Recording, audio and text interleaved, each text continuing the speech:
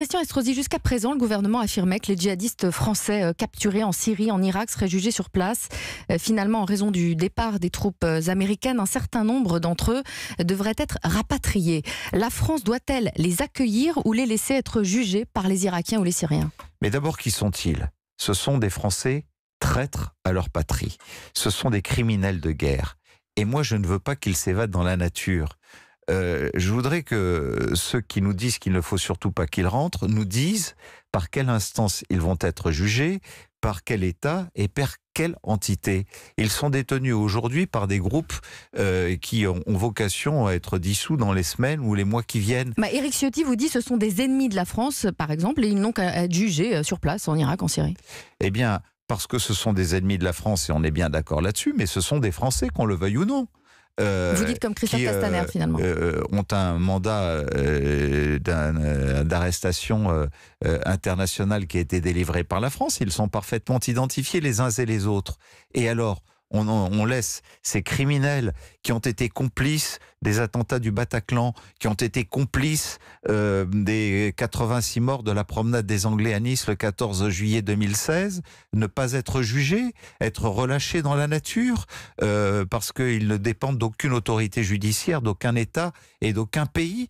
Eh bien, vous savez, en d'autres temps, les criminels de guerre, on mettait quelquefois 15 ans, 20 ans à aller les pourchasser jusqu'au fin fond de l'Amérique du Sud, en Argentine et tout autour du monde, parce qu'ils avaient à payer leurs crimes. Et donc ces on gens, les accueille en France, en fait. On les fait revenir en France, ce qui n'est pas la ligne de votre parti du tout. Hein.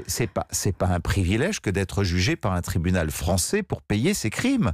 Ils sont ou complices ou directement acteurs ou intervenants dans les crimes qui ont été perpétrés en France ou en Europe ou ailleurs dans le monde. Ce sont des traîtres à la France. Ils doivent être jugés en tant que tels en France et mis dans un lieu d'isolement où ils seront totalement neutralisés après leur condamnation. Mais ce n'est pas du tout la ligne de votre parti, hein, la ligne des Républicains, on l'a entendu hier. Ça veut dire que mon parti, en tout cas, pas mon parti, parce qu'il y a dans mon parti des positions différentes. Mais je pense que ceux qui soutiennent la théorie selon laquelle ces gens doivent rester dans la nature pour pouvoir refaire des attentats en France, faire de nouveau des morts en France, ce sont des gens qui connaissent fort mal le dossier et qui montrent une certaine incompétence. Entre nous, Christian Estrosi, vous vous sentez aujourd'hui plus proche de Laurent Wauquiez ou d'Emmanuel Macron?